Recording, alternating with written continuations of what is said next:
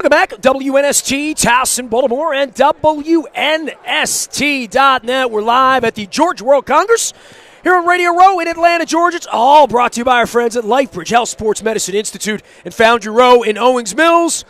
Putting folks back together again. Dr. Kevin Crutchfield and Craig Bennett will be here next week to talk more about things. I got a guy here's his own little medical experiment over the course of time. You know Merrill Hodge from, let's see, we didn't like you when you were a Steeler back in the day, but then we That's all right. watched you do lots of television and breaking down film. And first things first, you Google you, and my wife's a two-time leukemia survivor, non-Hodgkin's lymphoma, correct? Yes, that was 17 years ago now for you?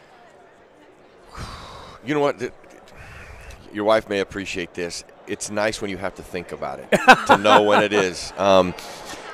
This Valentine's Day, I was diagnosed on Valentine's Day.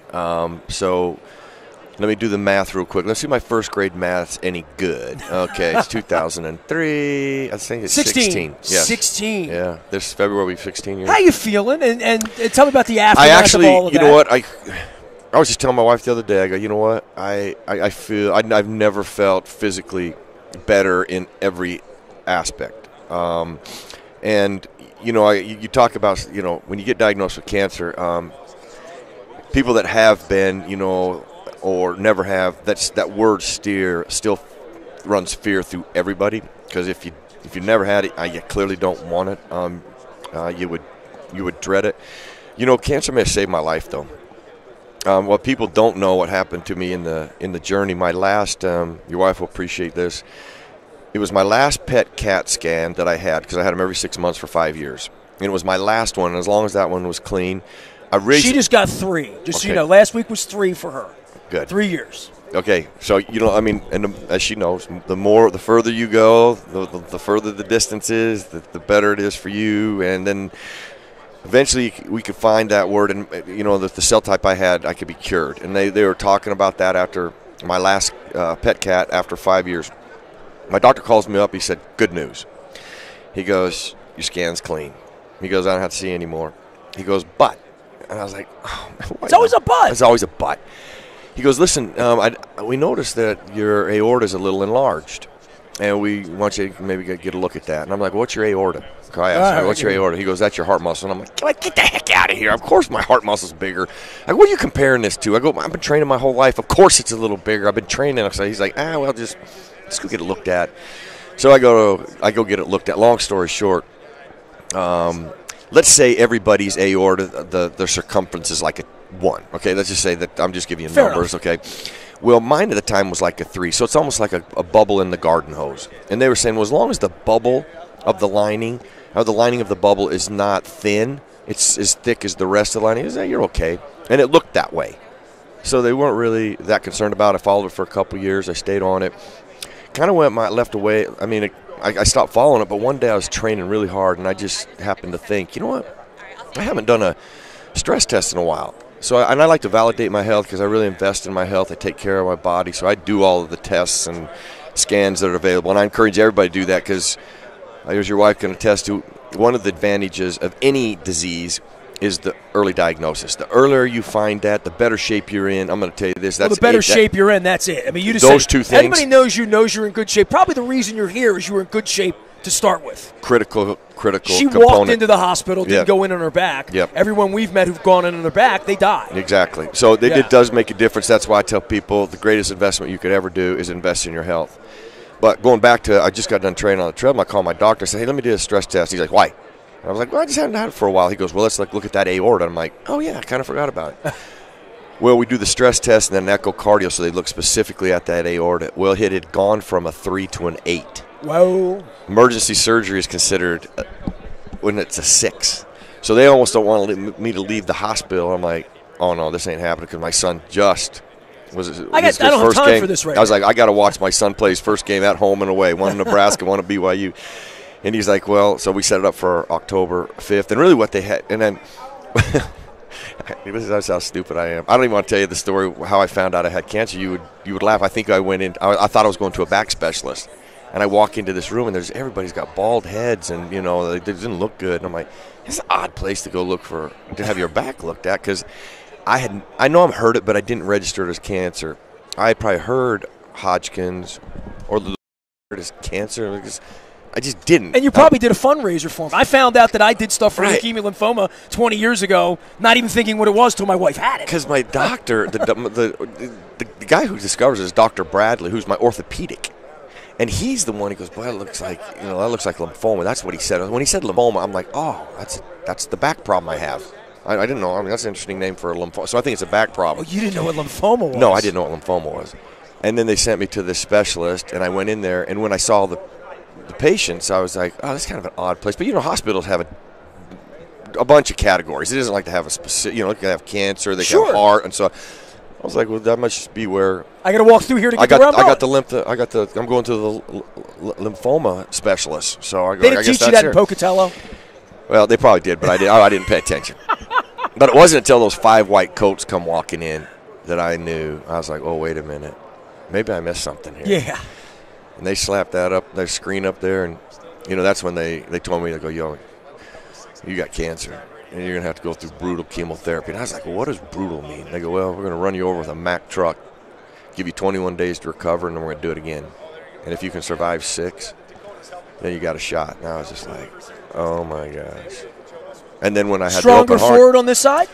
Oh, there's no doubt that I'm stronger, but I had great strength going into it. But I think my perspective, when I got told I had cancer, a lot of people, you hear that song, oh, come on, Faith Hill and Tim McGraw? Tim McGraw's song. It's about being. I think his dad. He wrote skydiving. The song. Yeah, skydiving. Yeah, you're going to do all these things. You think Rocky of all climbing, these. Yeah, I'm not a country fan, but I'm with it. Yeah, I did not think that. Here's what the first thing I thought of. It was actually live like you're dying. Yes, and I didn't think like that. I didn't feel that way. But I did reflect on my kids right away because I love my kids without end. And here's what I was grateful for, that I've invested every second I have of my time to my kids the second they were born. And I remember thinking, oh, my gosh, what a regret I would have had I not been doing that their entire lives to this point. I had peace with that because, the way they presented to me, they were not sure that they had what would help me. They didn't know if it would work. I mean, that's the last thing he said. He said, listen, I can't guarantee this is going to work. So obviously, chemotherapy. Well, they told her we had to find another person to save your life. Let's start with that, and then we had to find one of those, and then she had to survive that, and then do that twice. So there's never an easy answer for any of this. Let me just stop with that and turn the light to your wife twice. I'm going to just tell you this: to have to do it twice, I can't even tell you. I'm glad I can't speak in that strength of courage, but they thought it had returned after actually my second year. They actually called me and they said we got your scan back. It looks like it's back. When I heard that, that was more devastating than the first time. And then when I was going back there, I was like, wait a minute, because I had this tear in my labral and my hip that I knew was irritated. And any type of inflammation or blood can come back hot. Okay, they can look like, and I said, and I'd already told them about it. So I said, be alert that it might have in my growing area. So I come back and I said, where is this on my body? And he pointed to my right groin. I wanted to punch him. I'm like, how dare you even make reference that it was back without. Anyway, it wasn't back, but you had the fear of it. But I had the fear of it, and that's why I look at your wife and I'm like, strength. I mean, the mountain of courage right there. And I hope you share your story because a lot of people may be listening and they're scared to death. They may have just got diagnosed. It feels like doom and gloom and chemotherapy and dying is the only thing that. I got 2 miracles at the table. Look at that, right? And if we could shift that mindset to all the things that they're to their advantage, the targeted therapies that are available, especially in the blood cancers, powerful, and there's your cures. Stay active. If you haven't been invested in your health, it's not time to start doing it then, but do take care of yourself. Stay active in all of the things that you are doing. If you like to go bowling or walking, do those things. Don't let this dictate. You reverse the table on it. She's at the Super Bowl. Look at it. Thank you. There you go. Mayor Hodge here for Your Call. Talk about Your Call, and then we're going to talk some football here. All right. Man. Your Call football. We've done all the inspiration we could do here for one day. Now we're going to give money away. All right. If you want to make money, you love football, you want to be an offensive coordinator and call the plays. If you've ever played Madden, this is your league. The Lions, XFL, the NFL, you watch their plays, you call our plays. And it's live professional football. The difference with us, we have a technology that allows the fans to call our plays. So I put a bundle up on the screen. There's 3 play options. Fans vote on them. They have 10 seconds to vote. After that 10 seconds, the majority of votes go to whatever play. They send it to me, and we send out to the quarterback. It takes about 17 seconds to execute, and we're off and playing. I can't trump anything. We have no punts. We have no kickoffs. Once we cross the 50, here's what I love about it. You got to go for it on fourth down or kick a field goal. So there's a lot of fourth downs that you have to go for. We changed some things up. This will make the fans will love this. You had to finish the entire game to win money last year. Now you can win every quarter or half. So let's say you come in, you've been watching it, your wife comes in, she goes, I want to beat you. And there's a competition going on here. She goes, well, last year at halftime, really what good is it going to do me because you've been playing for half. Yeah. But now we can start over and we can compete against each other in the third quarter. So you can win every quarter, every half, every game, every series. So I don't care who wins the real game. So anything that puts a little something. Right. Then you guys will start competing because you get points, and then the leaderboard is up there. We gave $70,000 away, over 70 last year, $1 million to a perfect game called. So a lot of different incentives for play callers out there that are interested in being coordinators. Also an author, Merrill Hodge. Let's talk some CTE here. I know you've written something controversial. I used to be into controversy, but no more. But some thoughts about your book here, Brainwashed. Well, really, the book is about the real truth of what science says about CTE, concussions, and really in relationship to sports. I've already talked about my kids. I come from a concerned parent perspective. I'd seen the headlines, but just something didn't make sense, so I really went with every neuropathologist, sat with them individually in this country and in Canada that would help me understand what this really was.